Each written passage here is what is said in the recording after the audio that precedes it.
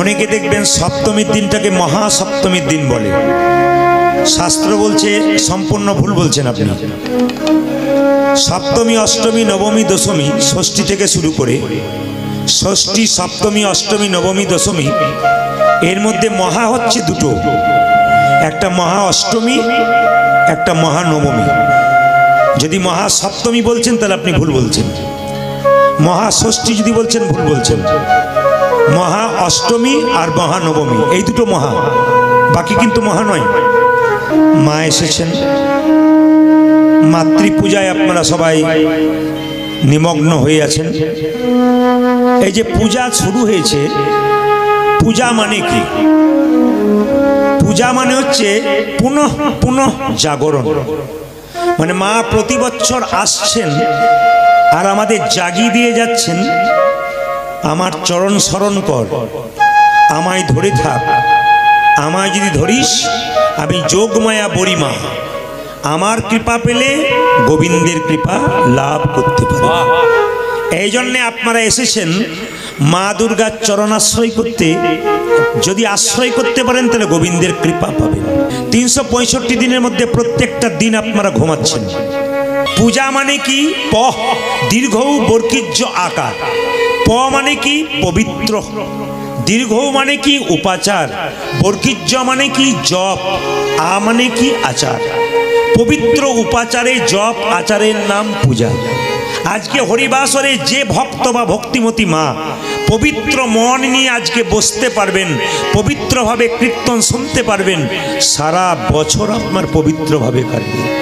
কারণ আজকে মায়ের সামনে এসে কেউ যদি চঞ্চলতা করে, কেউ যদি অস্থিরতা করে, মা বলে তোর গৃহে তো চঞ্চলতা আছে, অস্থিরতা আছে, এখানে যদি চঞ্চল অস্থির হোস সারা বছর তুই চঞ্চল হয়ে যাবি। ভগবান বললেন কিছু দিতে পারো আর না পারো, আপেল কলা লেবু কটা ভগবানকে দিলে সেটার দিকে ভগবান তাকায় না।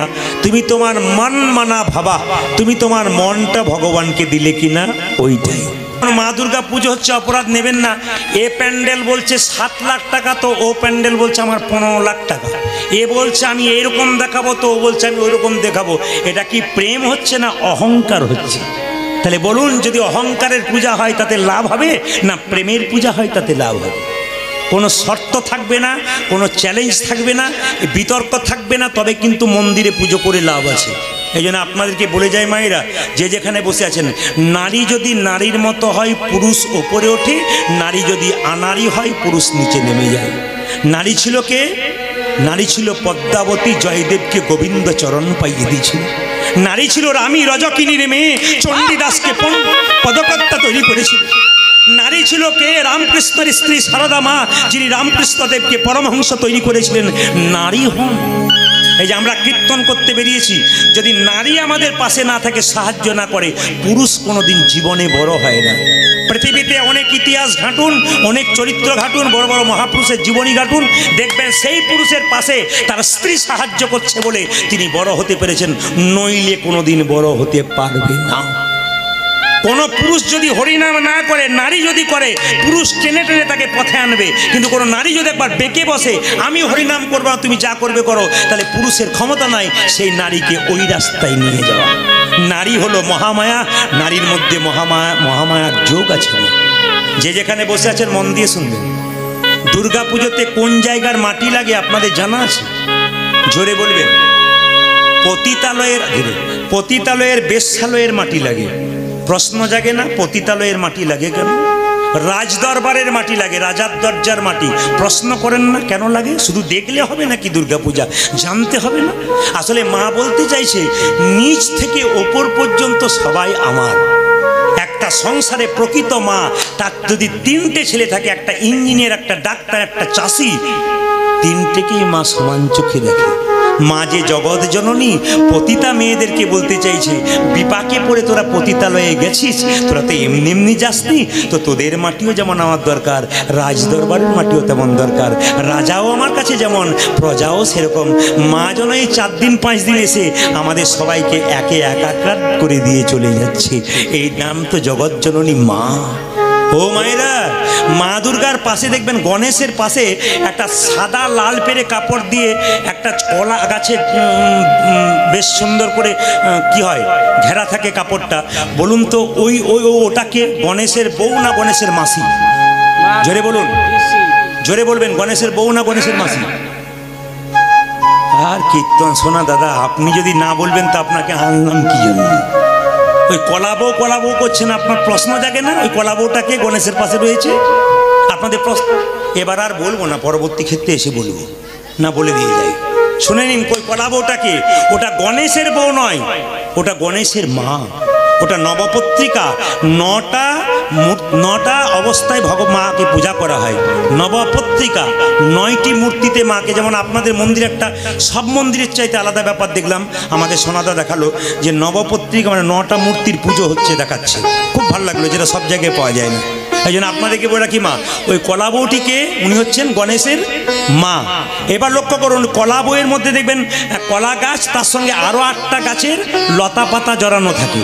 এই 8টা গাছের নাম আপনারা জানেন, বৈজন্তী, হ্যাঁ, তারপর আপনার মান, কচু, ধান, তারপর আপনার দারিম্ব, এমনি করে 9টা গাছের পত্রিকা লাগানো হয়। তো লক্ষ্য করুন মায়েরা, হলুদ সুতো দিয়ে বেঁধে দেওয়া হয়, তারপর অপরাজিতা, সাদা অপরাজিতার লতা দিয়ে বেঁধে দেওয়া হয়। ব্রাহ্মণ মন্দির থেকে নিয়ে যায় কোথায় বলুন তো? একবারে পুকুর ঘাটে, নদীতে, সেখানে মন্ত্রপুত করে স্নান করিয়ে দেয়। তারপর ঢাক ঢোল বাজিয়েরা মায়েরা উলুধ্বনি করে, শঙ্করধ্বনি করে মন্দিরে নিয়ে যান।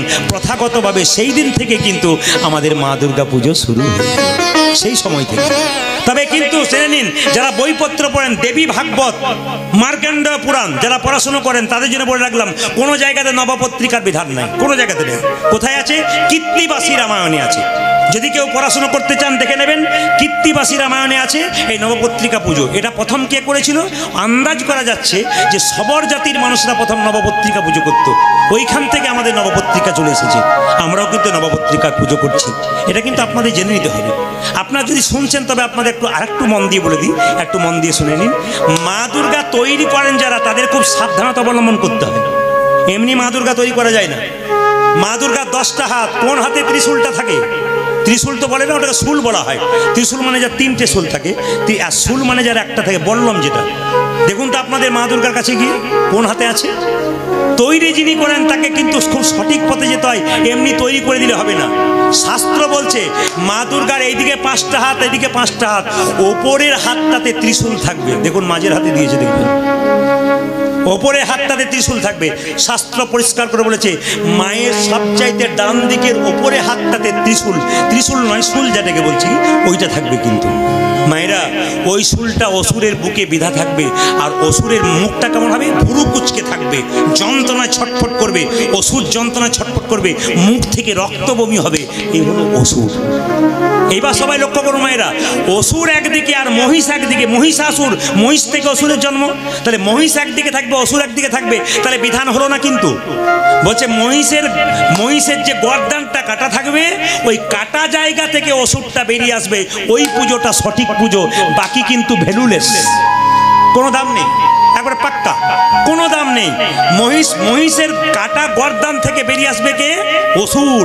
কিন্তু অসুর একদিকে রইল আর মহিষ একদিকে রয়ে গেল, না, দাম হলো না। একবার পাক্কা জানেন, এই জিনিসগুলো জানতে হবে আপনাদের। যদি দেখে নেবেন মিলিয়ে আমার সঙ্গে, আমার যে কথাগুলো আমি বলে দিলাম। শুধু তাই নয়, এইদিকে শুধু তাই নয়, মা দুর্গার 2টো পা, একটা পা থাকবে সিংহের উপরে ডান পাটা, আর বাঁ পাটার বুড়ো আঙুলটা থাকবে একবারে অসুরের এই জায়গাতে। বাঁ পাটার বুড়ো আঙুলটা থাকবে অসুরের কাঁধে, শুধু বুড়ো আঙুলটা ঠেকে থাকবে, অন্য জায়গা কিন্তু ঠেকবে না। এই জন্য এই রীতি মেনে যদি পুজো করা হয়, অনেক কিছু নিয়ম আছে, এই রীতি মেনে যদি পুজো করা হয় তবে পুজো সার্থক, নইলে কিন্তু পুজো বেকার হয়ে গেল।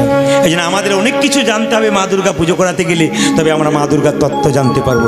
আমি আপনাদের বলবো, যে পেশায় থাকুন না কেন, যে কোনো পেশাতে, আমি সবাইকে একটা কথা বলবো, বিশেষ করে এই কীর্তনের প্রাক্কালে, এই বিশেষ করে এই পুজোর সময় আমি সম্মান করি সবচাইতে বেশি প্রশাসন বিভাগের যারা আছেন, তাদেরকে প্রথম সম্মান জানাই। কেন জানাই? তার একটাই কারণ, কি বলুন তো? আপনারা স্ত্রী পুত্র কন্যা নিয়ে মেলা ঘুরছেন, আপনারা দুর্গা ঠাকুর দেখতে যাচ্ছেন, ওদের দিকে তাকাবেন তো কেন বলুন তো? ওনারা কিন্তু আপনাদের জন্য সারা রাত্রি ঘুরে ঘুরে বেড়াচ্ছেন। নিজের সংসারে ছেলে মেয়েরা কোথায় ঘুরে ঘুরে বেড়াচ্ছে, ঠাকুর দেখছে। মেয়ে চাইছে বাবাকে, ছেলে চাইছে বাবাকে, স্ত্রী চাইছে স্বামীকে, কিন্তু ডিউটি দিচ্ছে আপনাদের জন্যে, 24 ঘন্টা আপনাদের রক্ষা করার জন্যে। ওদেরকে সম্মান জানান, মায়ের কাছে প্রার্থনা করুন ওদের মতো মানুষের বাড়িতে যেন কৃষ্ণ তো সন্তান হয়। বারবার বলবো, এই জন্য প্রশাসনকে আপনারা কি করবেন? সাহায্য করবেন। কেন না, আপনারা যদি সাহায্য না করেন, তাহলে আপনারা যদি মনে করেন আমরা ভিড়ের মধ্যে যাব, শুধু ওনাদের দায়িত্ব আছে আমাদের রক্ষা করবে, তা নয়, আপনাদেরও দায়িত্ব আছে ওনাদেরকে রক্ষা করা। কেন?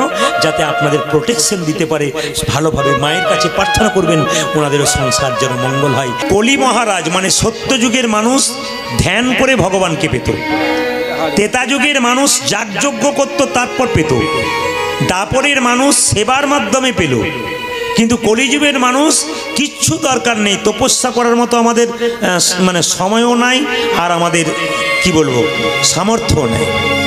এই জন্য বলে রাখি, আমাদের তপস্যা করা যাবে না মায়েরা, যাগযজ্ঞ করার মতো কিছু ব্যাপার নেই, আর সেবাও তো আমরা করতে পারবো না, ধৈর্য আমাদের নেই। এই জন্য মহাপ্রভু একটা সহজ পথ দিলেন, শুধু নাম করো, নাম করলেই হবে। এই যে আপনারা গুরুমন্ত্র ভজন করেন, যদি মন্ত্র ভজন করবার আগে মহামন্ত্র ভজন না করেন, তবে গুরুমন্ত্র ভজন করা ব্যথা বৃথা। কেন না, আগে মহামন্ত্র নাম ভজন করতে হয়। হরে কৃষ্ণ কৃষ্ণ কৃষ্ণ হরে হরে, হরে রাম রাম রাম হরে হরে।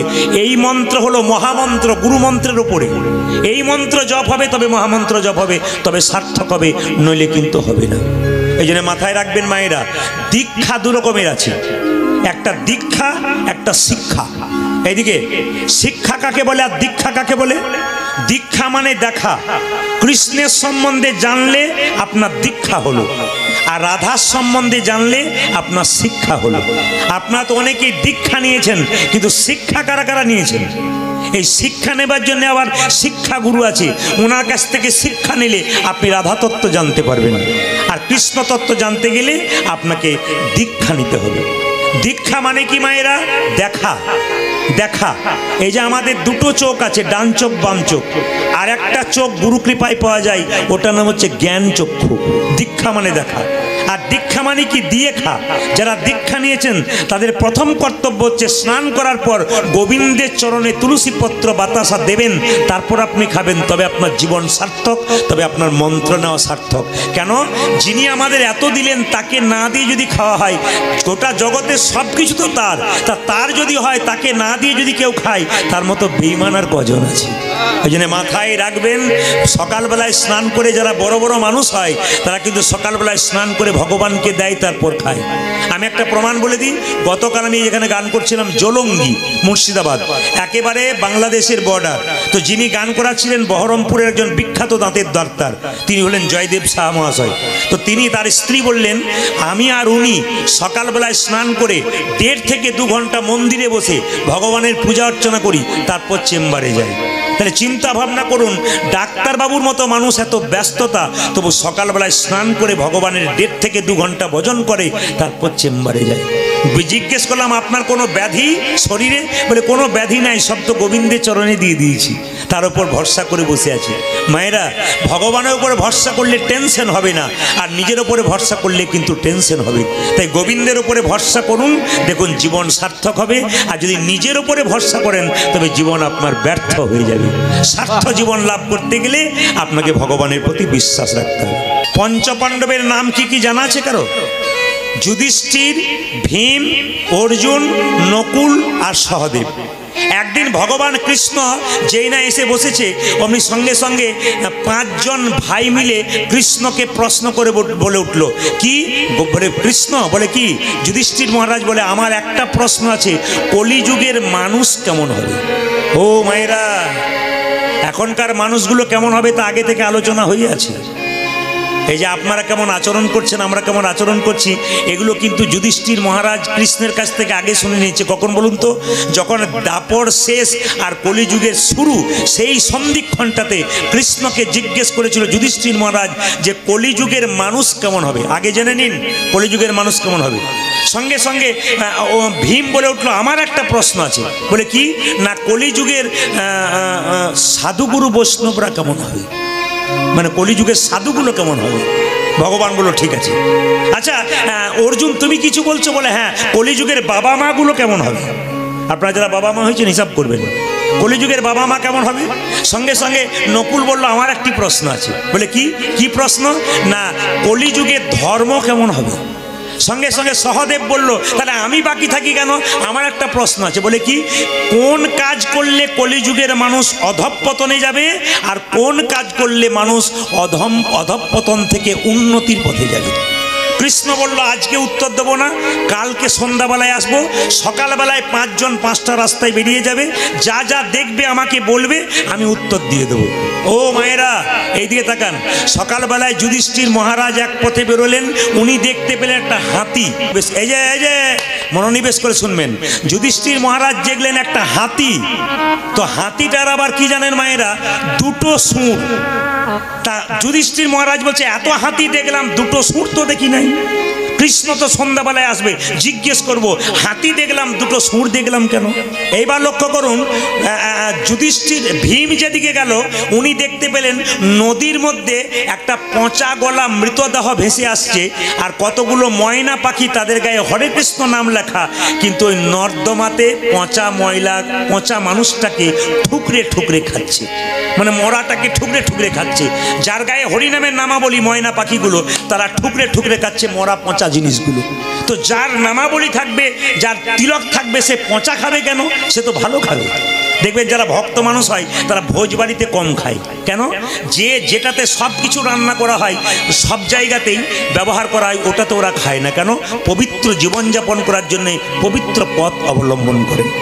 এই জন্য সবাই লক্ষ্য করুন, তিনি দেখতে পেলে একটা পচা জীবজন্তু, তার উপর একটা ময়না পাখি ঠুকরে ঠুকরে খাচ্ছে, কিন্তু ময়না পাখির গায়ে কি লেখা আছে? হরে কৃষ্ণ নাম। আচ্ছা কৃষ্ণকে জিজ্ঞেস করব 3 নম্বর কে না, অর্জুন দেখতে পেল একটা গাভীর বাছুর হলো, আর বাছুরটাকে গাভীটা চাটতে চাটতে এমন অবস্থা করলো, শেষে বাছুরটা মরেই গেল। মানে বাছুরটাকে চাটতে চাটতে শরীর থেকে রক্ত বেরিয়ে গেল, আর বাছুরটা গাভীর কাছেই মরে গেল। আচ্ছা নকুল যখন গেল তখন দেখতে পেল 4টে গর্ত, 6টা গর্ত, তার মধ্যে 4টে গর্ততে জল আর 2টো গর্ত ফাঁকা। তা মনে মনে ভাবলো কৃষ্ণকে জিজ্ঞেস করব এ কেন দেখলাম। উনি তো কাল সকালে আমাদের 5 জনকে 5 পথে যেতে বলেছেন। সহদেব আবার চমকে গেল, আশ্চর্য কি না, তিনি দেখলেন পাহাড় থেকে বিরাট বড় একটা পাথর গড়গড় করে পড়ছে, হঠাৎ একটা ঘাসের ডগাতে এসে আটকে গেল। তো এত বড় পাথর বাড়ি ভেঙে দেবে, গাছ ভেঙে দেবে, সেই পাথরটা একটা ঘাসের ডগায় আটকে গেল। মায়েরা এই 5টা জিনিস দেখলো, কৃষ্ণকে জিজ্ঞেস করবে। কৃষ্ণ জিজ্ঞেস করছে কি দেখলে? বলে হাতির 2টো সুর দেখলাম। আমি বাপের কালে দেখি না এমন হাতি যার 2টো সুর।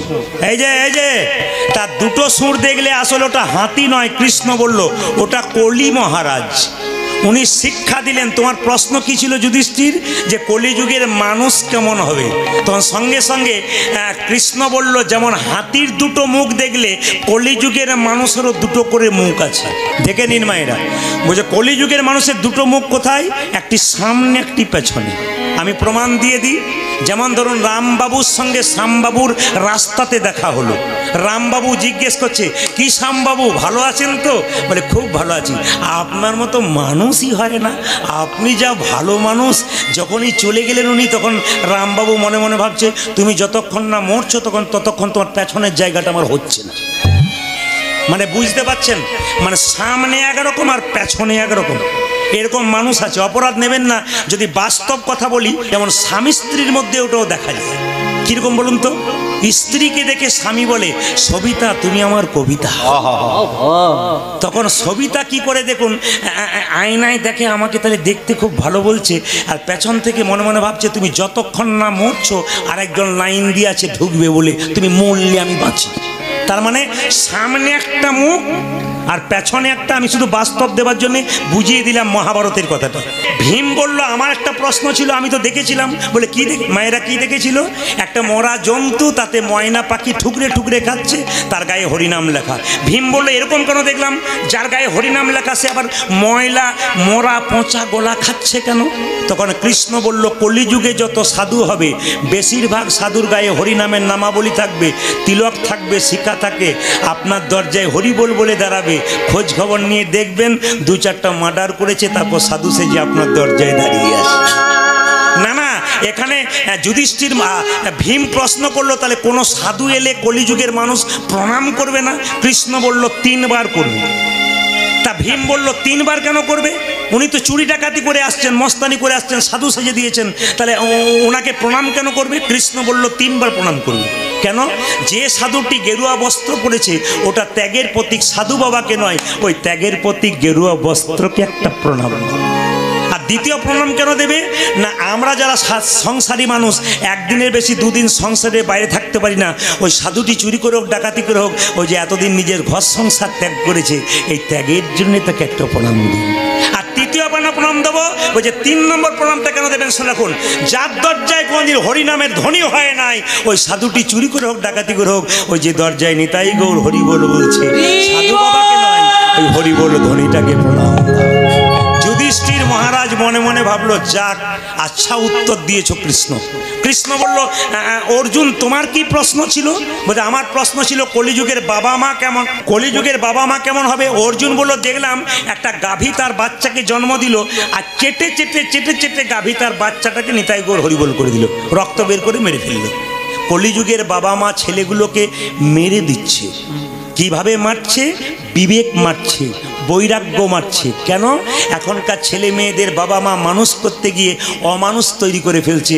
জ্যান্ত মরা। স্বামী বিবেকানন্দ বলল জীবন্তে মরা, বেঁচে আছে কিন্তু মরে গেছে, বিবেক নাই, বুদ্ধি নাই। আপনি ছেলেকে কম্পিউটারে ভর্তি করলেন, ছবির স্কুলে ভর্তি করলেন, অনেক কিছু পড়ালেন, শেষে বললেন শোন পাশের বাড়ির ছেলের চাইতে তোকে রেজাল্ট ভালো করতে হবে, কলমের ডগাতে লাখ লাখ টাকা তোকে রোজগার করতে হবে, আর শোন তোকে একটা কথা বলে রাখি, রোজগার করার মেশিন তৈরি হতে হবে তোকে। এবার ছেলেকে আপনি ডাক্তারি করে পড়িয়ে দিয়ে আমেরিকা পাঠিয়ে দিলেন, উনি আমেরিকার লোককে চিকিৎসা করতে লাগলো, আর বাবা এত কষ্ট করে পড়ালো, বাবা বিনা চিকিৎসা এখানে মরতে লাগলো। তার মানে জ্যান্ত মরা। মায়েরা তখন সঙ্গে সঙ্গে বললো দারুণ কথা বলেছে তো কৃষ্ণ। বলে হ্যাঁ, কলিযুগের মানুষের এরকমই হবে, ছেলে মেয়েগুলো বিবেক তৈরি করতে পারছে না। আমি আপনাদের কাছে নিবেদন রাখলাম, যদি সত্যিকারের বাবা মা যারা হয়, পড়াশুনো যেমন করাবেন, আধ্যাত্মিক চেতনা জাগান। ছেলেকে সকালবেলায় ঘুম থেকে উঠে আপনি প্রণাম করতে শেখান। ছেলেকে রবিবার দিন ছুটি পেয়েছেন, আপনি কোনো জায়গাতে বেড়াতে যাবেন না, পার্কে যাবেন না, অন্য জায়গায় যাবেন না, মন্দিরে নিয়ে যান। কেন? আপনি মন্দিরে গিয়ে প্রণাম করলে আপনার বাচ্চাটা প্রণাম করবে। মা যদি প্রত্যেক দিন তুলসী মন্দিরে জল ঢালে, তাহলে দেখবেন বাচ্চাটাও তার পেছন পেছন গিয়ে একদিন জল ঢালতে শুরু করেছে। কেন? মায়ের কাছ থেকে বাচ্চা বেশি শেখে, আর বাবার কাছ থেকে বাচ্চা কম শেখে। এপিজে আব্দুল কালাম বলেছেন একটা বাবা হলো 100টা শিক্ষকের সমান, আর একটা মা হলো 100টা স্কুলের সমান। ওই জন্য আমাদের ভাষা পিতৃভাষা নয়, আমাদের ভাষা মাতৃভাষা। দায়িত্ব তো আপনাদের উপর বেশি আছে। পুরুষ তো রোজগারের জন্য বাইরে যাবে, আপনি তো হাউস ওয়াইফ, সংসারে কাজ করছেন। আপনার দায়িত্ব ছেলে মেয়েকে মানুষ করার দায়িত্ব আপনার উপর থাকবে। আপনি যে আচার না করেন, বিচার না করেন, আপনার ছেলে ওইরকম তৈরি হবে। শেষে দেখবেন আপনার ছেলে আপনাকে কোন জায়গায় পৌঁছাচ্ছে। টাকা রোজগার করার মেশিনও হয়ে যাবে, কিন্তু শেষে দেখবেন বাবা মায়ের প্রতি কোনো বিবেক নাই, বৈরাগ্য নাই। আর যদি ভক্ত সন্তান তৈরি করতে পারেন, ওই ছেলের বিবেক বৈরাগ্য তৈরি হলে একদিন বাবা মায়ের পাশে এসে দাঁড়াবে। কৃষ্ণ ভক্ত সন্তান তৈরি করুন, চেতনা জাগান। মা দুর্গার নাম কি বলুন তো? মা দুর্গা হলো চেতনা। মা হলো চেতনা। আর মা যেমন অসুরকে দমন করেছে, আমাদের শরীরে 6টা অসুর আছে, কাম, ক্রোধ, লোভ, মদ, মোহ, মাৎসর্য। এই 6টা অসুরকে কিন্তু মা দমন করবে যদি আমাদের চেতনারূপী মা ভেতরে আসে। চৈতন্য যখন হবে তখন আমাদের এই শত্রুগুলো কিন্তু আস্তে আস্তে দূরে সরে যাবে। শুধু কীর্তন শুনলে আসতে হবে না, আপনাকে জেনে যেতে হবে আসল তত্ত্ব কি, আসল ব্যাখ্যা কি, জীবনের মানেটা কি। শুধু জন্ম নিলেন, খেলেন, পড়লেন, ঘুমালেন, এটা মানুষের জীবন নয়। আপনার আসল কর্তব্য কি? ভগবানের চরণ স্মরণ করা আর সংসারের কর্তব্য কর্ম পালন করা, এইটাই আপনি। আচ্ছা নকুল, তোমার যেন কি প্রশ্ন ছিল? বলে আমার একটা প্রশ্ন ছিল, কলিযুগের ধর্ম কেমন হবে? মায়েরা বলবো 6টা গর্ত, 4টেতে জল আর 2টোতে নাই। এইদিকে 4টেতে জল আর 2টোতে নাই। মানে কলিযুগের ধর্ম এরকম হবে, আড়ম্বরতা হবে, ভেতরে কিছুই নেই। এখন দুর্গা পুজো দেখতে যান, প্যান্ডেল দেখতে যান না দুর্গা দেখতে যান? বুকে হাত দিয়ে বলবেন আপনারা, জোরে বলুন, প্যান্ডেল দেখতে যান না দুর্গা দেখতে যান? এখন তো আপনাদের যেখানে পূজা হচ্ছে এ তো প্রতিষ্ঠিত পূজা, রীতি মেনে হচ্ছে, কিন্তু যেখানে থিম পুজো হচ্ছে দেখবেন খালি প্যান্ডেল দেখতে যাচ্ছে। মা দুর্গা ভেতরে ঢুকে আছে ছোট্ট করে। মা বলতে চাইছে কৈলাস পর্বতে গিয়ে, বলে যা ডিজে বাজানো জোর, এবছর গেলাম, পরের বছর যাবার আর চান্স নাই। বলছে তোমার তো কোনো অসুবিধা নাই, তুমি তো ভেতরে চুপচাপ ঢুকে থাকো। বলে ওতেও প্রচণ্ড যন্ত্রণা, এত লোকের ভিড়, আমার দিকে তো কেউ তাকায় না, প্রণাম করে না, খালি লাইট আর আলো, এই লাইট আর ওই প্যান্ডেল দেখতে দেখতে ওদের সময় চলে যায়। ক্যামেরা পর্যন্ত করতে দেয় না যে আমাকে নিয়ে একটু বাড়িতে দেখবে। মানে আমরা কোন জায়গায় পৌঁছাচ্ছি দেখুন, আসলে অধঃপতনের জায়গায় পৌঁছাচ্ছি আমরা। না, এখন শিল্প সত্তা তৈরি হচ্ছে, শিল্পীরা কিভাবে কি, এখন দেখবেন কোপটি দিয়ে, চায়ের কোপটি দিয়ে প্যান্ডেল হয়, দেখে নেবেন আপনার। আবার দেখবেন নারকেলের মোচা দিয়ে তৈরি হয়, আবার দেখবেন অনেক জায়গায় মা দুর্গার মূর্তি করছে তো কোনো নায়িকার মূর্তিটাকে দিয়ে দিচ্ছে। কত অধঃপতনের জায়গায় আমরা এসেছি, লজ্জা করা উচিত। আমরা ধর্ম করতে গিয়ে যে ধর্মটাকে নষ্ট করে দিচ্ছি, এটা কিন্তু আমাদের তাকাতে হবে। এই জন্য চৈতন্য জাগতে হবে, প্রতিবাদ করতে হবে, তবে আমাদের ঠিক আছে। আমি গত বছর একটা জায়গায় গান করতে যাচ্ছিলাম, তো থিম তৈরি করেছে লজ্জার বিষয়, জায়গাটার নাম বলবো না, জেলার নাম বলবো না, ক্যামেরা হচ্ছে তো সবাই লক্ষ্য করুন। দেখতে পেলাম যে প্যান্ডেলের সামনে একটা স্কুটির উপরে মা দুর্গা পেছনে বসে আছে আর শিব গাড়ি চালাচ্ছে। লোকে বলছে কি সুন্দর করেছে। বিধর্মী লোকেরা, যারা অন্য ধর্মের মানুষ, তারা বলছে আপনাদের দুর্গা কি এরকম চেপে গাড়িতে গিয়েছিল শিবের পেছনে হাত দিয়ে? লজ্জা না, হাসি নয়, লজ্জায় মুখটা ছোট হয়ে যাচ্ছে। কি উত্তর দেবো? বললাম এটা থিম পূজা, লজ্জা লাগা উচিত। থিম করতে গিয়ে আমাদের ধর্মটাকে কত নিচু জায়গায় পৌঁছে যাচ্ছি। এইটাই আমাদের পরবর্তী প্রজন্ম আমাদের কাছ থেকে কি শিখবে? ধর্ম শিখবে না প্যান্ডেল শিখবে না থিম শিখবে? কোনটা শেখাবেন আপনি? ওরকম জায়গায় এমন জোরে ডিজে বাজায় যে বয়স্ক মানুষগুলো ওখানে যেতে পারে না। মন্দিরে গেলে শালীনতা বজায় রাখতে হবে, এমন সুন্দরভাবে মন্দিরে বক্স বাজাতে হবে যেন শুনলে হৃদয় মন জুড়িয়ে যায়, সাউন্ডটা ঠিক মতো থাকবে, তবে তো আমাদের ঠিক আছে, নইলে তো গোটাটাই বেকার। আচ্ছা কি যেন প্রশ্ন ছিল, ধর্ম কেমন হবে? ধর্মের কি হবে? কৃত্রিম, মানে নকলতা বেশি, আসলটা নাই। বিবাহের ক্ষেত্রেও তাই হয় মা, কিছু মনে করবেন না। বিয়ের সময় মালা বদল হয়, আপনাদের বোধহয় হয় নাই ওই জন্য বলতে পারছেন না। বিয়ের সময় মালা বদল হয়, তো দেখবেন মালা বদল হওয়ার সময় দেখবেন স্বামী যখন স্ত্রীকে মালা দিচ্ছে, স্ত্রী যখন স্বামীকে মালা দিচ্ছে, একটা কাপড় ঢাকা দেওয়া হয়। সেই সময় দেখবেন আলাদা ব্যাপার। কীরকম? যখন মালা বদল হচ্ছে তখন একজন ক্যামেরাম্যান থাকে, ও খালি মেয়েটি যখন স্বামীর মুখটা দেখবে সেই সময় একটা সন্ধিক্ষণ মালাটা দিতে যাচ্ছে, ক্যামেরাম্যান তখন ফাঁক থেকে বলছে এই দিকে তাকান। আচ্ছা বলুন তো, বিয়ের পর আবার কোন দিকে তাকাতে শুরু করবে? এই জন্যে তো মায়েরা মনে রাখবেন, ভারতবর্ষে যত রকমের মানে কেস আছে, সবচাইতে ডিভোর্সের কেস সবচাইতে, মামলা সবচাইতে বেশি। কেন বলুন তো? আমরা যে অধঃপতনের জায়গাতে যাচ্ছি, আমরা আসল জায়গাটাকে নষ্ট করে ফেলেছি। কৃত্রিম থাকবে, আসল জিনিস থাকবে না। যত দিন যাবে ধর্ম থাকবে কিন্তু আড়ম্বরতা বেশি থাকবে। এটা কৃষ্ণ বলল কাকে? না সহদেব বলল। আমার একটা প্রশ্ন ছিল, দেখতে পেলাম বিরাট বড় পাহাড় থেকে একটা 10 কুইন্টাল পাথর গড়গড়িয়ে পড়ছে, হঠাৎ আস্তে আস্তে একটা ঘাসের ডগায় আটকে গেল। তা মায়েরা, পাথর কখনো ঘাসের ডগায় আটকায়? এটা শুনে নিন। বলছে কলিযুগের অধঃপতন কি করে হবে? না মানুষ যখন পাপ করবে, অন্যায় করবে, জানতে পারবে না, অধঃপতন হবে।